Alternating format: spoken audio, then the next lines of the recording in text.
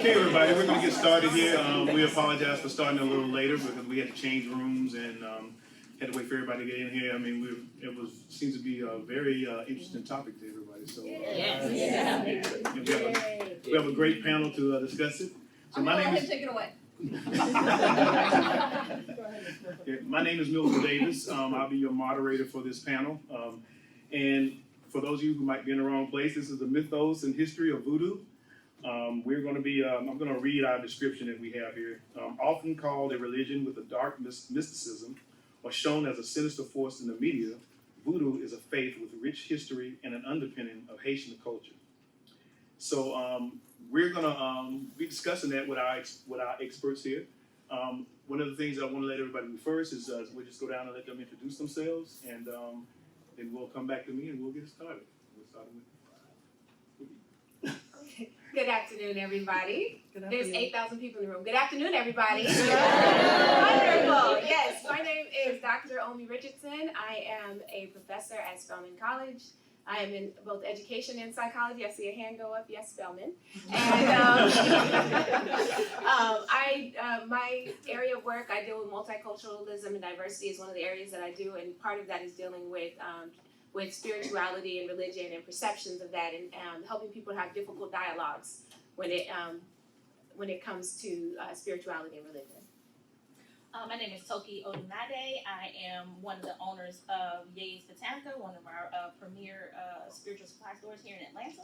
I am an editor, a writer, and I've traveled extensively in West Africa, and I have been observing African traditional religion for about 25 years. Mm-hmm. Yes, I forgot I meant to add that as well. Been back and forth to West Africa studying traditional spirituality, and I'm also a traditional spiritualist. My name is Violet Meyer. I am a writer of paranormal fiction. I also hold a master's in divinity, and I have a study in antiquity and religion in general. Hi, I'm Edward. I'm a psychotherapist.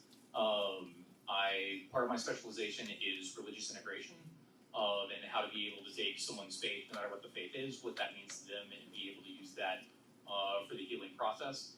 I also, weirdly, because of Ghostbusters, have a degree in parapsychology.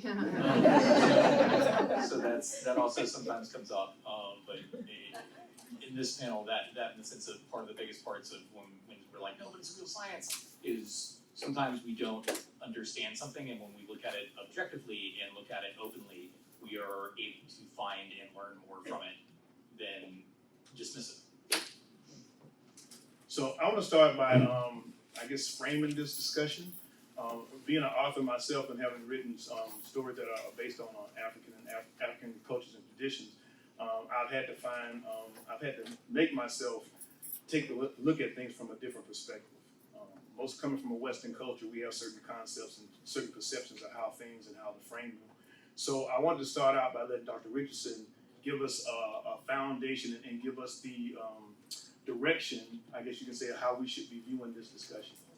Okay, I'm tag teaming this with Toki because one, we wanted to have this conversation, and we thought it was important because a lot of the conversations we've been hearing around the con over the past couple of years, as well as a lot of the portrayals that you're seeing. But we did not want to just frame it from the standpoint of the portrayals. We want to give you the truth about what the tradition actually is, so that we can be clear on what you have been seeing, and even when you look it up and you research it, what comes up is not what it is. So unless you've actually been there and experienced it, then what you're seeing and what you're hearing and what you're being exposed to, a lot of that is false, and it's specifically purposeful propaganda, right? So we want to start with the tradition is actually called Vodou, and it's coming from Dahomey, which is now present day Benin, Nigeria, and Togo. You have to remember that there were no lines on the continent of Africa before the Berlin Conference, where 14 European countries came together and decided what pieces of the continent they were going to take without one single African person in the room. So they just drew lines, and there were ethnic groups that spanned all of those areas, right? So that's why Dahomey, that area was where they drew the lines for Nigeria, Benin, and Togo. So through the enslavement trade, And I'm using words specifically so that we give humanity back to the people. They were not slaves, they were humans who were placed into a situation. And traffic. So, and trafficked, absolutely. So, put that a little closer, homie. Okay, great.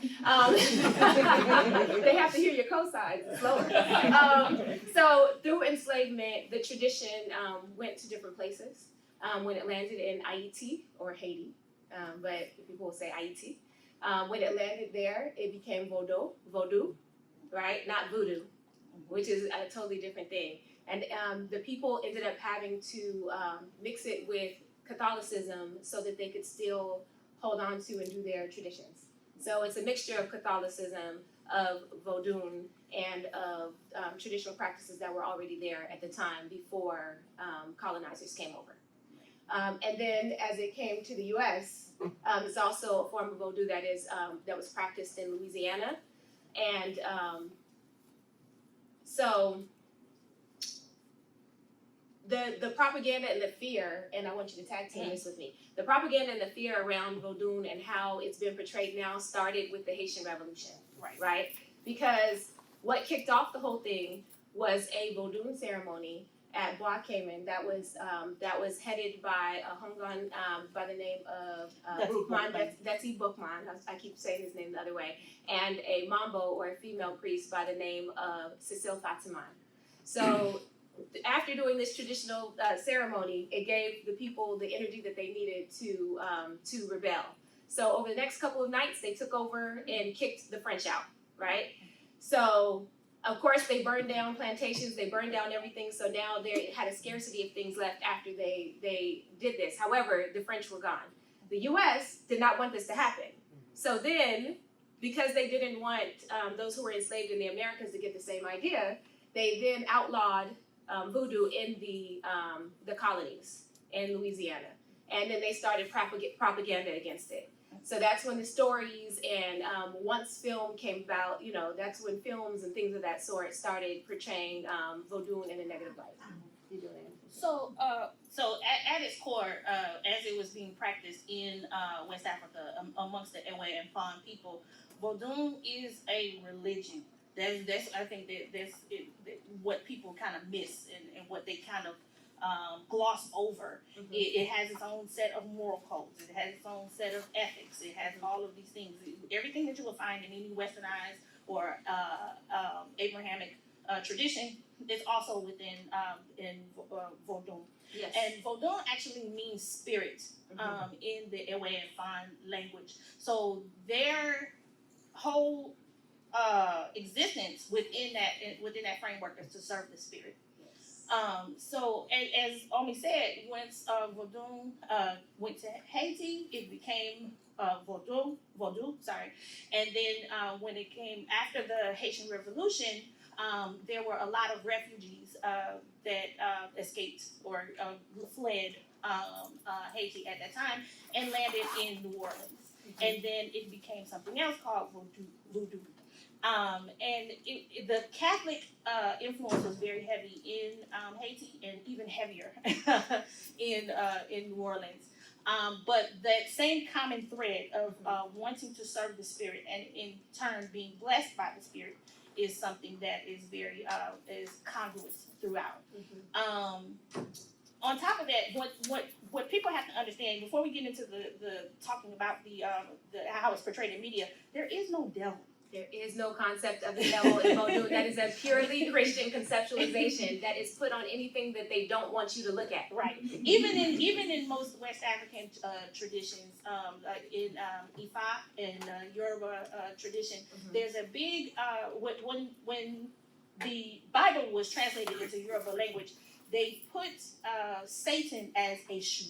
Yes. And it's because of Eshu's nature that people don't understand and equated him with Satan, but there is no Satan. So there's a big movement amongst the practitioners now that says Eshu is not Satan. Eshu is not Satan. And then also through the Vodou is Eshu Elegba, and you may have seen that in American Horror Story Coven, where they tried to they had Elegba. I actually, when I was watching it the first time, I stopped at that because it made me mad, and I was like, here we go again. Like, what are we doing? Right. And I'm also dressed as as Marie Laveau today, just to give honor to this woman who was a healer and a priest and a healer and a spiritual worker and a midwife who was not an evil root worker. Or somebody who killed babies like they did in Coven to stay young. I was like, what is this? So there's a big movement. Yes, also when they're translating the words, they use a word in the language that's being translated to that makes sense to them to explain a concept, which usually does not explain the concept, right? So again, the devil, Satan, satanic things do not exist in traditional spiritual systems at all. There is no conceptualization of that. There is there's no concept of that. Okay, let me get off my horse. Soapbox, let's get there. What was the question? I'm like, no, There was just no trying to question see if anybody that wanna was add just basically anything. giving us a foundation, give Yes. us a framework to work from. Yes. And before we go forward and start asking questions and stuff. Oh, sorry. Yes, there's also a misconception that it's so there's also a misconception in that it's monotheistic, so there is a belief in one God and then there are spirits, right? And you say that in a lot of the traditions, and they'll try to say that they're polytheistic, It's not. but that is not the truth. Okay. So was there another? I do have a question. Like, I'm not a practitioner, but I'm a lover of religion, so I study religion. The tenets of Voodoo, they believe in spirits, mysteries, invisibles, angels, and ancestors, right? Yes. Yes, and you find that as a commonality in a lot of African traditional religions. That in Vodou, they call God Bon Dieu or Bon Dieu, it means the good God. And all of the Loa are spirits that are like intermediaries between God and man. So you have different spirits, you have the ancestors, you have that's basically like the overview there.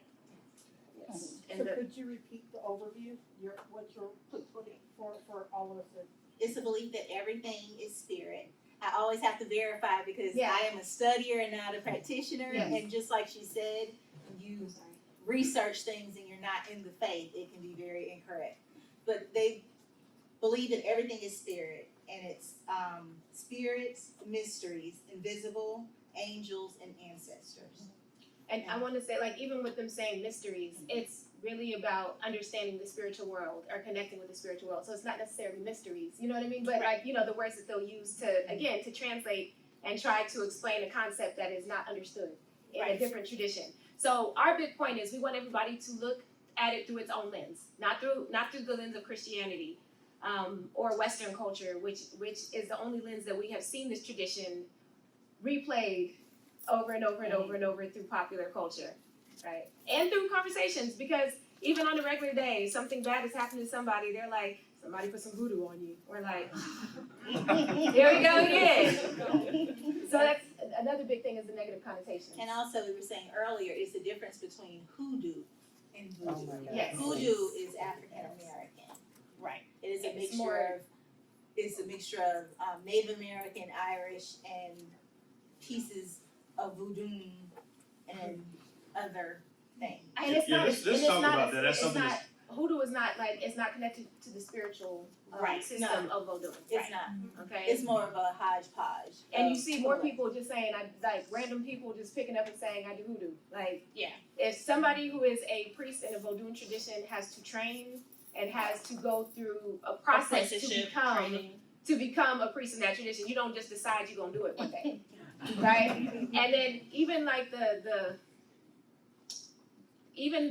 negative messages out there, like, if you are a priest, it means you're gonna put something on somebody, right? The reality is that the energy you put out there is the energy you're gonna call back to yourself. So you're not gonna put anything on anybody because you don't want anything on you. Right. You know what I mean? So it's, the negative piece that, like the words that are used for like dark and black magic and, using words dark and black as negative. That again is going back through enslavement and all of that. It's to cause fear and it's to keep people from looking at the truth that can be found in the traditions. And it's to scare people away and to keep people only in this space of Christianity, if that makes sense. I also wanted to go back to kind of differentiate it between voodoo and hoodoo as well, because like as we've established, voodoo is it's a religion and it's a spiritual tradition, whereas hoodoo I think would be best described as elemental science. Yeah. Now you do have some Because you sort. can be a Christian and practice hoodoo. Absolutely. Yeah, a lot of people. We didn't practice that, guys. Practice, right? A lot of older people, especially in the southern states, especially even somebody's Nemoms, they pray and they'll be super holy rollers, but they will absolutely do that. It's elemental type magic, and what that is harnessing the earth, harnessing the different elements to make things go. Herbs and all the things. Exactly. Herbs and all that. They call it root work, but it's herbs. Yeah. Like go out and get that saffron, go out and get, that medication that you know how to use, and all of the synthesized medications we have started as plants. But we don't see using plants in that work as okay. We want to call it root work. Right. And as a chemist, I know what you're talking about. Right. Everything, we always say everything's chemistry, but it all starts in nature. Right. Like that. Absolutely. And it's just a deep dance and understand. I have a friend who can take you out to Chattahoochee to go and look at the plants and tell you if you cut this plant when the light is shining on it, then it's medicine. But if you cut it in the shade, it's poison. So it's just a deep level of understanding of how to use those things to heal. Right. This has probably been the easiest moderating I've ever done in my life. Also, not a practitioner, but so asking for clarification, you said that it's voodoo is sort of reciprocal in you are blessed by the spirits, but also you did not use the word like. I said the energy that you put out is the energy that you get back. That one, or No. It was way earlier where you were talking about the sort of the connection to the spiritual world is sort of that you are sort of working for it but also blessed by it, that there's sort of a reciprocal. Yes. It's sort of interesting that in doing the psychological religious studies that happens across a lot of religions. And what's interesting, I don't want to be like, because a minute ago you were like, and everything gets filtered through the Christian lens, and then immediately be the guy who's like, through a Christian lens, there's but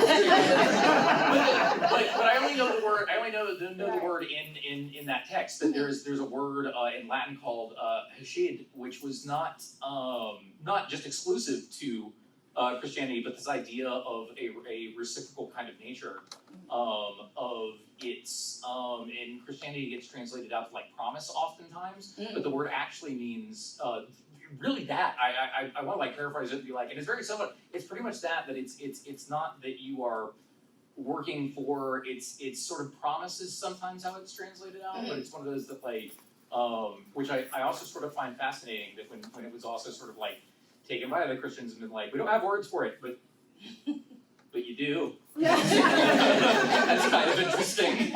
You have an exact word for this thing. Yes. So when we talk about things that were incorporated into voodoo as enslaved Africans were brought to and had contact with Christianity, if we were studying it as laymen as most of us are there certain specific things? I remember when I was looking at Santeria a while back, and it was mentioned something about the incorporation of the rosary beads was something that was incorporated into the religion that was from Catholicism. Are there any other things that we would look at that we would see that would be part of that when we're looking at voodoo? Well, so like I said, when it came into the it's through the Middle Passage, right? So the Ifa tradition in Yoruba, when it went to Brazil, when it went to Cuba, when it went to Puerto Rico, it became Santeria, Candomblé, Paulo, all these things. So they're all very much connected to West Africa, but then integrated with the space that it's in. So you'll see different similar names for the Loa and the Orisha in those spaces. You'll see that in those spaces, because of enslavement and the threat of death or torture, they all incorporated with Catholicism. So you'll see Mary being connected to Oshun, and you'll see the use of rosary beads. You'll see the use of certain saints that are connected with the Orisha and the Loa. So you'll see a lot of that because it's merged in order for them to actually practice it and If they were Just to free worship, relate to the so people you that were had there. to mask Absolutely. it under Catholicism. Right. Absolutely. It's keeping your gods, which is putting another face on it. Right. Absolutely. Absolutely. It had to become very syncretic, you know, and thrive under that syncretism. Even in Vodou ceremonies in Haiti, sometimes they would do there's a liturgy in Catholic Church, the Paternoster. There sometimes that's incorporated into some of their ceremonies, even though it's it's something else, but they keep that in there because they've had to use that to survive. So a question I have, how does, is divination part of voodoo culture? And if it is, how important is it to it? Because I know that, I know it is part of Ifa, Yeah. but I don't know it from that point, from that other perspective. So can you talk about that a little bit? It absolutely is. It absolutely is. And in the same vein, divination is the intermediaries, so the Loa or the Orisha, you can go to them for certain things, and that's what they're for, because you don't go, God is seen as so vast, we don't directly connect. So you'll have certain, like, you'll go to, The hungan or the mambo to actually perform that divination for you. And they use different type of divination tools.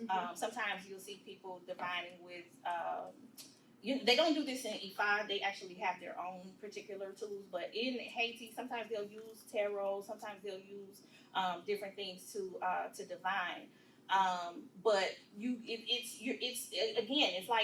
a spiritual science. So if you have an issue, if you have a problem, if you're sick and you don't know the true nature of it, you're going to go to the mambo or the hungan to get healed. And they're going to perform a divination and to prescribe whatever it is that needs to be done in order to make you well. And I've seen that a few different times. and they're using traditional medicine, and they're also using prayer. Right. So it's not just it's a spiritual metaphysical thing and a do thing. So you're getting the medicine and the prayer, and those things come together to give you a good outcome. So we some of the terms you guys are using, I want to go back on.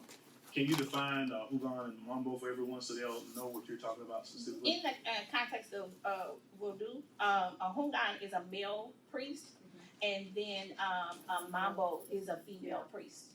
Same level, Of just a name knowledge. for just like in Ifa, you have a Babalawo versus a Any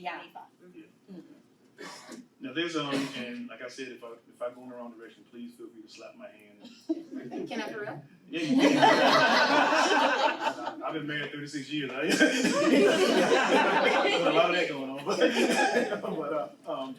when I first started studying, and I apologize if I'm bringing something in that it doesn't directly relate. When I first started studying African religions, and I was focusing on Ifa, I picked up this book called The Oracle of Ifa, and I sat down and read it from beginning to end. And so when I met, I have a friend named Balogun Ojitade, who was a Babalawo, and I was talking to him. Hey man, I read the Ifa, the Oracle of Ifa. And so he said, well, you didn't understand anything in the book.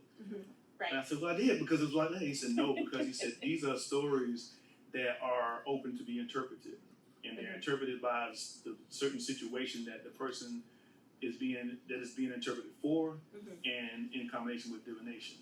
So is there something like that similar in voodoo culture, in voodoo tradition? I would say at its core, how it's practiced in Benin and Togo, yes, because the Ewe and Fan people are very closely related to the Yoruba people. So their form of divination, just as a Babalawo will use the divining chain, the opele, but they call they don't call it Ifa, they call it Afa. So it's the same thing, because and Ifa is actually it's a slang term for the Yoruba tradition, but it's actually the word of God. So there's actually a spiritual text that is concerned within that. With the diviner would actually use that divination tool. There could be a codified symbol that will come up, and then it will correspond to different ancient texts in the tradition. And the text is orally passed down. Of course, it's been written since, but it's orally passed down and chanted. And it doesn't matter if you have it chanted in Cuba, Nigeria, the US, they're going to chant it the same. Right. So I'm gonna let our other panelists say a little bit of something. I mean, we're all learning here. This is a great experience for all of us here. You know, to be able to sit among experts and learn about this. But Violet, in your experience, in your research, and in your writing, how have you encountered voodoo, and how have you kind of like worked with it?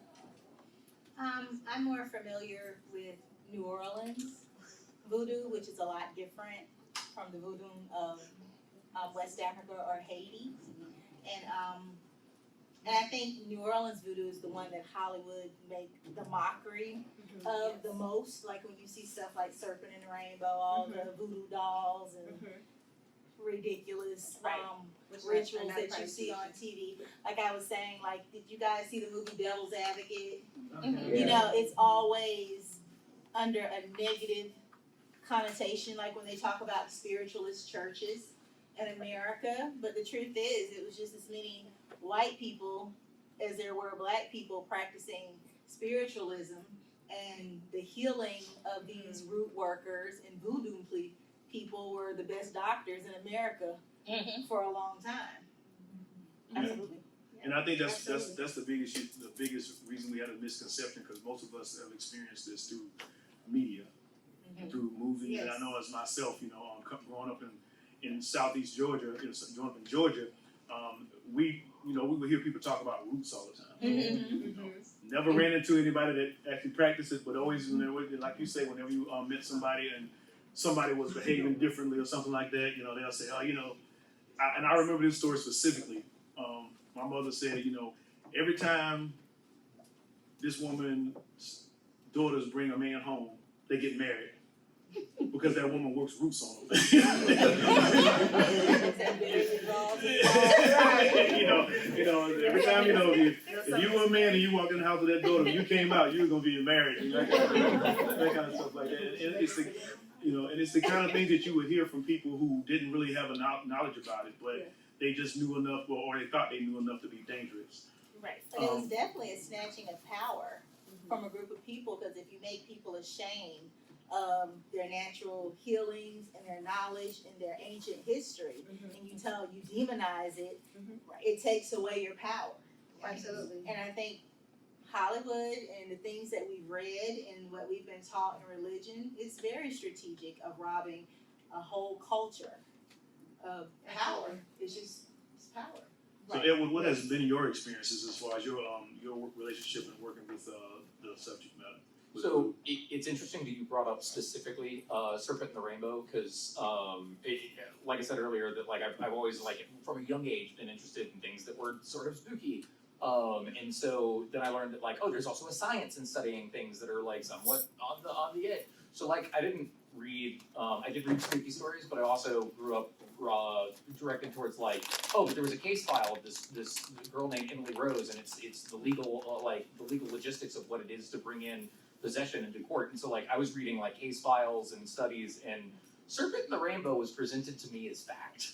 And the way it's written, it was the 90s and like early 2000s, but it's one of those that, like, you would, if you didn't know any better, you would believe that without any context. So that was it wasn't until I started doing religious studies that I was like, this book's got an agenda. Like, it wasn't until I had the retrospective to go back and be like, that was my introduction to it, and then to go back and be like, I don't think this book's right. But what I find fascinating is the idea of a focus both on a spiritual and kind of the idea of herbal, because in psychology, there's a lot of religion, but like I said, we're integrating religious spirituality into treatment often is a cognitive process, because there's not a lot of religions that are also like, but also there's something about a physical property of something else. It's often very much in the spiritual.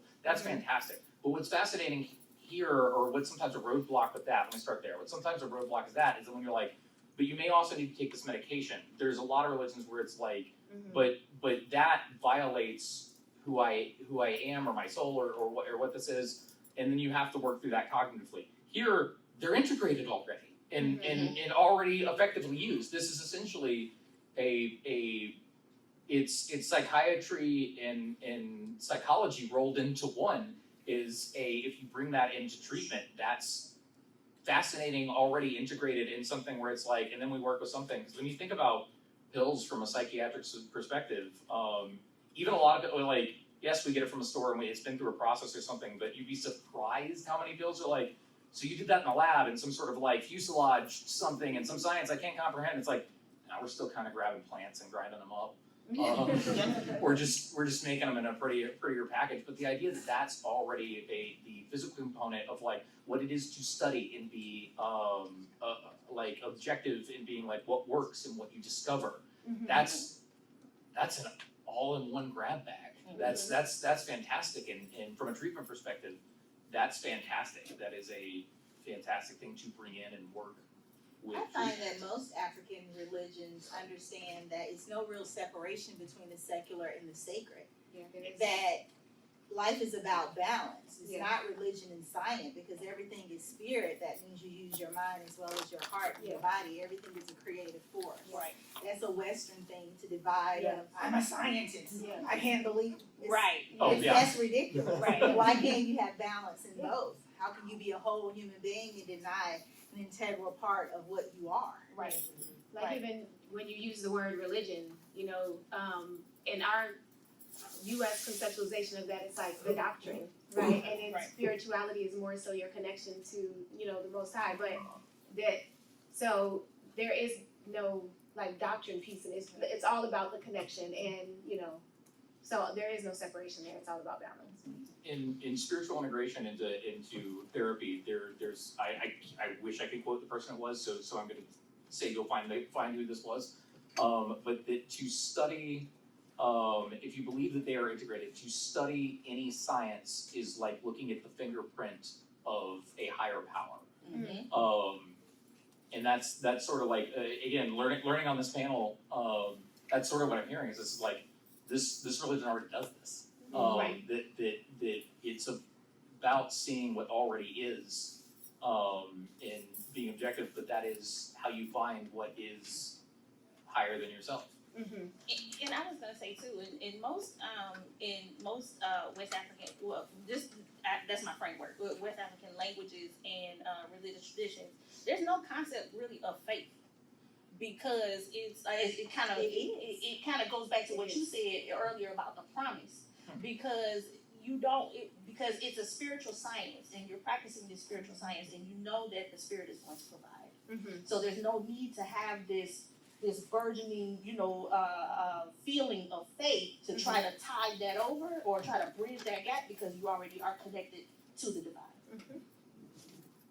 So, I hope you all have been as fascinated about this as I have been. But we got a lot of people here, and I know you got a lot of questions. So we're going to kind of open things up for questions and let you guys share some of your, not share information, but answer some of your own questions that you might have. And we had a hand do it right there first. Young lady here. Yeah, thank you so much. I really enjoy and appreciate this panel. I am a traditional practitioner. I've been practicing for over 30 years. I'm actually a Mamisi Hunan in the Fon and Voodoo tradition. I want you to clarify how Haitian Voodoo isn't the same as the tradition or the religion in Benin and Togo. That, so how actually Haitian Voodoo is a combination of several different traditional African countries. So I think that distinction needs to be made, and that people should understand that although they borrowed the name Voodoo, that is not the same characteristic. Right. Oh, yes. Also the contribution of indigenous people to Candomblé and to Santeria, and why it looks that way. Because you mentioned the Catholic saints, but you left out the indigenous people in the area, which is why Candomblé, Santeria, and all those things. No, so in the beginning we did explain that, you know, that as it went to the different places, it melded in those spaces and it became slightly different. And then we did say that when it was there, it mixed with Catholicism and the tradition that was already in the space of the people, before the colonizers came. Mhm. So absolutely. And he Yes. has to do and the different nations that went into that. Absolutely. We have a question, gentleman back here in the black shirt. Yes, thanks again. Kind of related to that, you mentioned that they picked up practices of Catholicism in places that practice that in order for them to continue maintaining that to practice it all. Has there ever been any push to kind of remove that from practices in more modern times, or are those traditions and integrations embraced by practicers? I think it probably depends on the priest and depends on, their personal connection. The priest that I've worked with, their Catholicism was not a part of what he does. So yeah, it definitely, and then there are some people who are, so for instance, when you go to Nigeria, even when you go to Ghana, you'll be at the shrine or the temple, and they're doing divination, and there will be the preachers from the Christian churches up the road will come and get a reading, and I'm serious. No, it's serious. It's happened in both countries in multiple trips. Yeah. I've been there and I've all day in the shrine, and multiple preachers are coming, and then we do my spiritual, because the culture is a part of it can't be It's their be divorced. birthright. Yeah, the spirituality can't be divorced from the culture. Yeah. So it depends on the level of the person and what they do. So there's a lot of the people that are preaching on Sunday and saying, "Don't go down to the spiritual healer who was just there." I've seen it with my own eyes. I've met a lady Yes. who had gone on Hajj Yes, several times in Nigeria. Absolutely.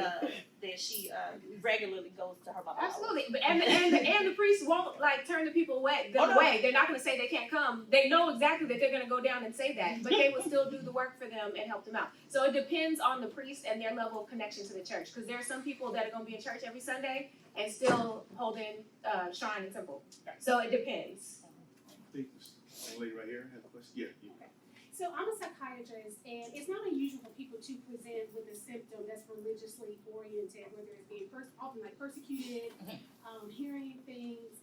And I feel like having the Western lens, for example, if someone said, "I hear the voice of God talking to me," I'm like, okay, well, that's a very commonly held belief. That's not something I would treat, unless there was something unusual about it. But I'm so familiar with the tradition, I can kind of tease out. Yeah. Right. This seems like a psychotic, not this kind of process versus something, Yes. it's just a cultural practice. So I guess my question is, because you're a mental health professional, I guess about teasing that out as it relates specifically to this topic, and then also a frame of reference, because it would be helpful if you have some suggestions about things I could read and educate myself. So because I feel like people practice African spiritual religions more and more, Yeah. traditions, and so just being able to be more knowledgeable and understand it better. So any suggestions for that?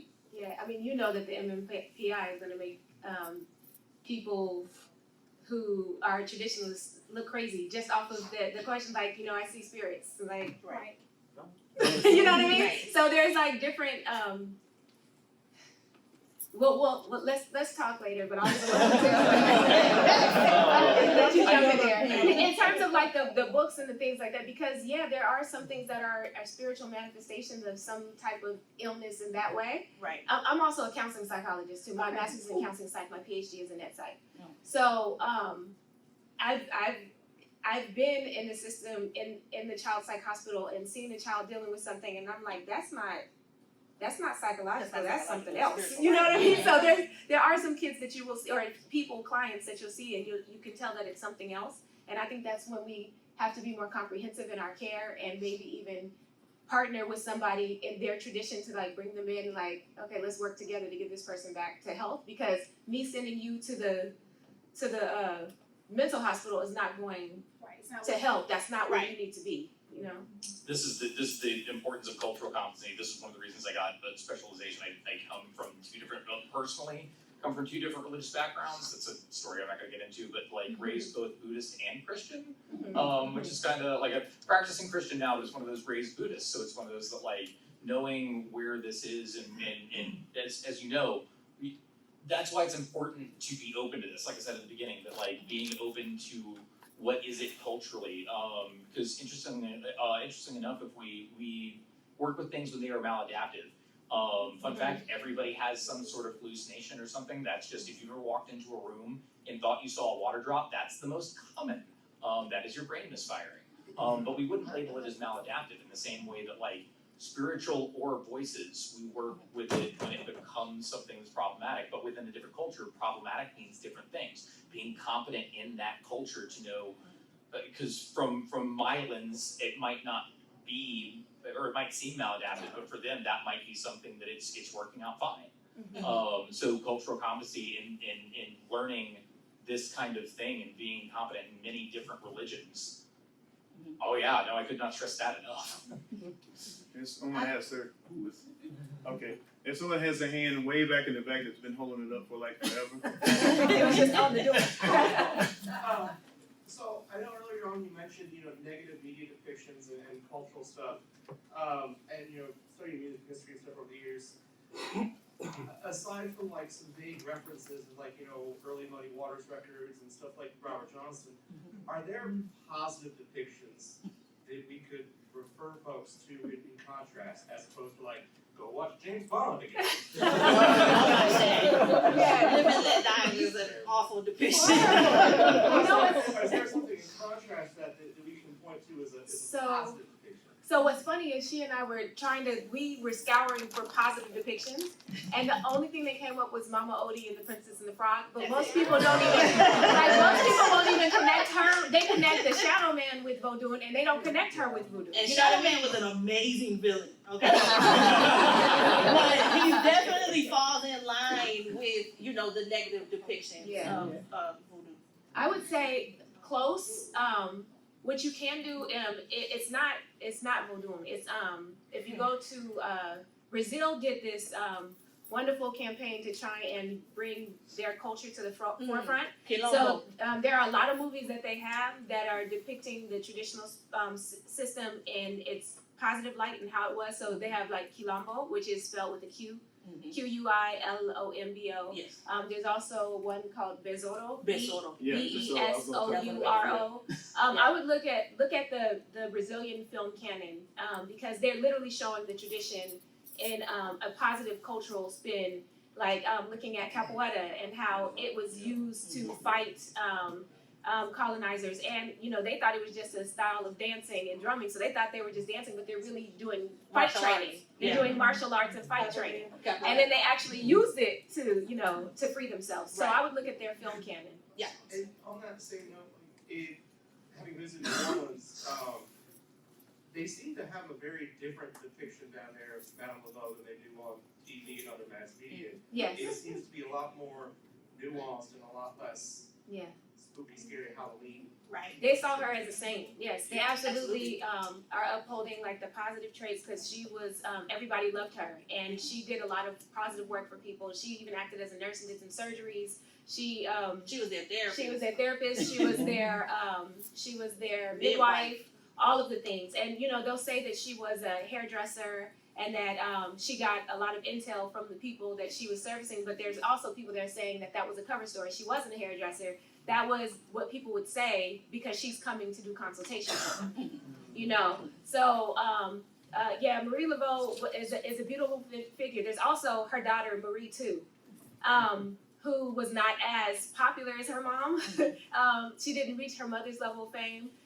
But she also did some similar work. But of course, they always try to put some, sensationalize and put some things on her name of things that they say she did, But yes, down there they actually see her as a positive light. Got a question right here, Yes. and then we're gonna work our way over there because I see some people holding their hands for a long time as well. So go ahead. Thank you for doing this panel. I'm a traditional practitioner as well through IFA, and it's really wonderful to hear you all talk about Vodou here. I have a question about the term juju that's used because as a practitioner and a priestess, I'm a Yanifa. It's like people like, you're doing juju. And I'm like, where does that term juju come from? Like, do you have any information about that? Because it sounds almost like maybe that's the hoodoo or the voodoo thing. Like, I don't know, because I've actually heard juju used I've heard it in Nigeria. I've heard it in Ghana, Yeah, I've heard it in okay. Nigeria, but I've heard it used positively. Like Yeah, it's like a spiritual charm of protection, not like juju as a negative thing. You know what I mean? Mm-hmm. So I've it's just heard, America. yeah, and I think that's that American Yeah. spin on I've it. heard But it I've both actually heard ways, it used though. there too. Yeah. My cousin's husband is Nigerian. They use it both ways. Juju can be negative and positive. Well, also understand that that colonialism did its job everywhere. So there's a lot of Nigerian people that will not mess with Ifa. There are a lot of Ghanaian people that will not mess with the Khan in the daylight. They will go to church and then come see the priest. I mean for real, because I've been sitting there day after day at the shrine and watching them come. So there are a lot of people who will demonize their own traditions. Like I was there once in Nigeria, and my name is Omishade, which means it's a Yoruba name, which means crowned by water. Water makes crown, right? And so the guy was asking me, well, why would that be your name? And I said, well, what's your name? He said, John. I said, no, what was the name you were given? And I can't remember what his name was, but it was like, it meant child of God. And I was like, well, that's a beautiful name. Why would you change it? And he was like, well, I had to change it when I converted to Christianity. And I was like, but why would you have to change child of God? That doesn't make sense. And like he was really coming for me because I had a Yoruba name. And so there's a lot of people who will say that juju is bad, even though it's not a bad thing, even though they're from the place, because colonialism has done its job. Right. Education is not controlled by in Nigeria, in Ghana. Not by the state. They're getting a European education. Right. I had a student in my class actually this week who just came straight from Nigeria say that they literally sit in class and tell them, well, you know, white people are just better than us. And I was like, what? She said, yeah, it's just we're taught like just to understand that they were just better than us, and that's why things happen. And I was like, oh, Because a lot of I have so much work to do. a lot of the education in Africa is not state run. It's presented by Christian organizations, and like the colonial piece is very heavy in that, and then so you are seen as if you're trying to get ahead, you will leave your religious traditions behind, Absolutely. in order to try to get ahead, Absolutely. because that's what you're taught to do. It's the same thing that has happened to African Americans here Mm-hmm. in America. I mean, it's just that we're just coming to a, I guess, awakening again. They did it in the 60s. Mhm. It's, I mean, because when you are under oppression, just like how we have colorism, Right. the closer proximity to white, you feel, okay, Absolutely. maybe they don't see that I'm really a black person or good hair and bad Right. hair. Yeah. And even our religions, traditions, when we talked about hoodoo in the United States, Mhm. the reason why herbalism and those type of healings fell out because after Reconstruction, when Christian missionaries went all the way through southern Right. United States, they said if you want to assimilate, you got to get rid of that backwards thinking. Right. Yeah. That's why I don't know how to heal like my great grandmother used to heal. Absolutely. People used to come with her far and wide. She can heal anything that a doctor couldn't do, but we don't Sure. have that knowledge anymore because they told us it was backwards. Right. And it's the same thing, which is like you said, Absolutely. colonism has done its job, which is very sad in Africa because that's where the root of tradition is, and now it's actually getting rooted there. And if you don't have the history from the motherland, it's all bits and pieces that we're trying to gather and savage. Should we just question the young lady with the scarf on like that? That one's been working her arm out a little bit.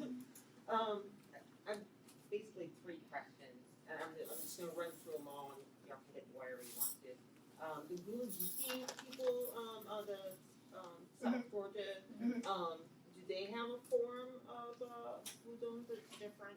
And then Zora Neale Hurston, I know wrote some about, New There is a Orleans website. specifically. I don't remember if didn't she go to some of the So islands? she actually went to Haiti, Yeah. and she documents that in the book "Tell My Horse." Yeah.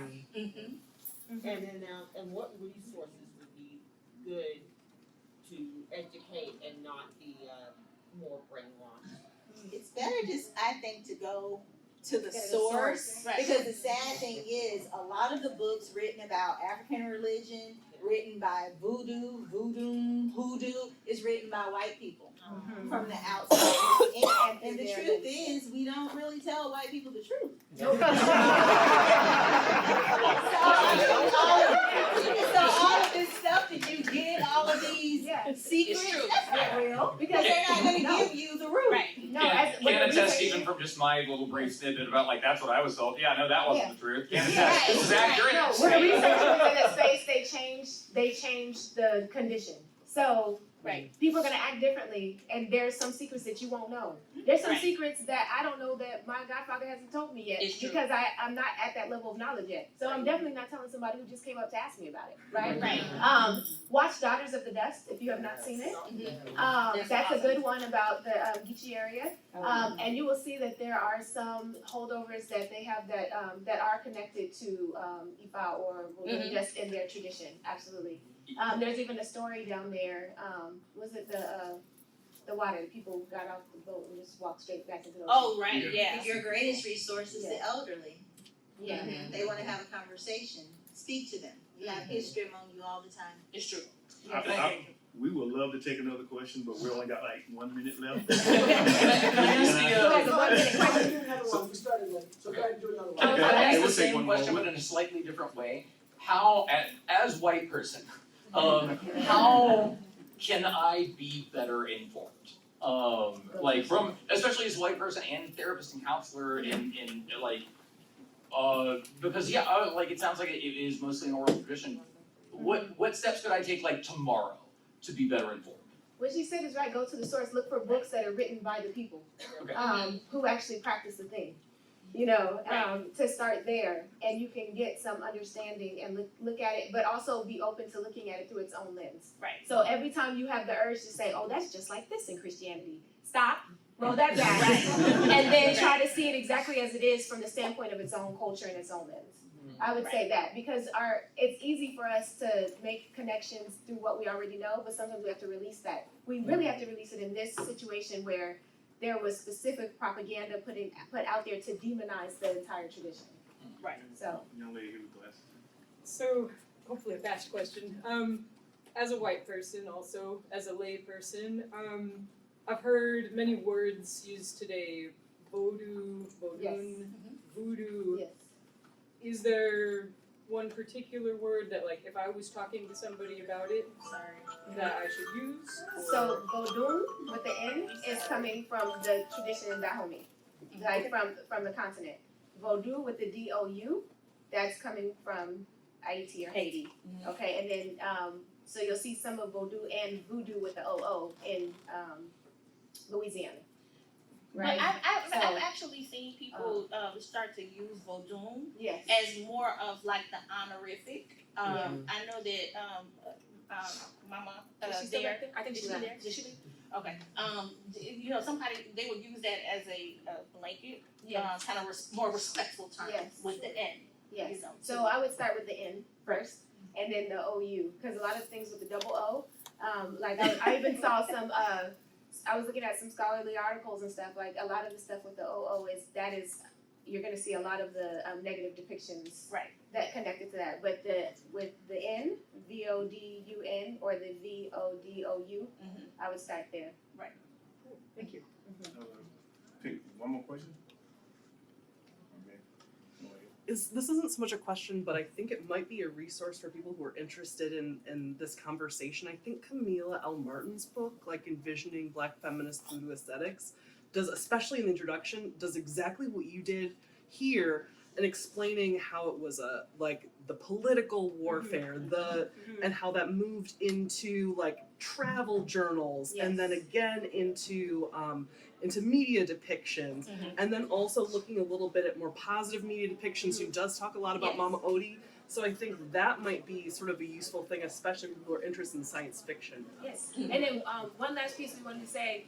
Who was that? Pat Robertson. So, you know, when there was the earthquake and all that happened, Pat Robertson tried to say that was because of Vodou, and like even tried to put it back on that ceremony that happened at Bar Cayman, right? But what they don't talk about is the reason why Haiti is seen as a impoverished country and struggling is because once they kicked out the French has been taxing them heavily since that day, under threat of them mobilizing against them. Because if France mobilizes against them, every single French colony, and we're talking about Benin, we're talking about Cote d'Ivoire, we're talking about everywhere, they all have to mobilize against Haiti. Haiti can't handle that, right? And then also places like the U.S. who refused to trade with them because they didn't want their enslaved people to rebel. And also, like when that happened, U.S. was like, oh, we'll give you aid if you let us control who comes in through your airports, right? So for Haiti to stay Haiti, and which I think is one of the richest countries ever because they have their culture and they know who they are and they're clear about that. for them to remain that way, they have to go without aid. Right. So it has nothing to do with the practice of Vodou. Maybe that's why they are still sustaining and with all of the stuff going on. But any negative thing that happens has nothing to do with their traditional practice. So I just wanted to end with that. So let's give this panel a round of applause.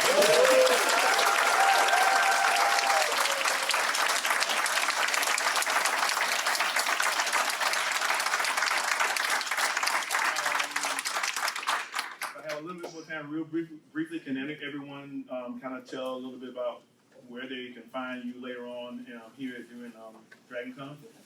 Start on your end. I've got a couple more panels. They're like all psychology. We're doing Rocket Raccoon and trauma tomorrow. We're doing that. We'll give a trigger warning at the beginning of that one because you didn't get one at the beginning of the movie. And then we've also got another religious panel about sort of like Judaism and Christianity and comic characters that have found like how that's into like both put on comics, but how those characters, for better and worse, have been influenced by their faith. Sort of the psychological impact of that. So I think that's the and then psychotic impact. History makers who have been schizoaffective. That will I think also be tomorrow. Yes, Mother. Well, if you're interested in my paranormal books, you can find them at violetmeyer.com. I will be here all the way until Monday, so just look me up in the DragonCon app and you will see me. I'm going to be doing a couple more panels here. I'll be doing Women in Rock and Riot, and I will also be doing Women of the Wild West.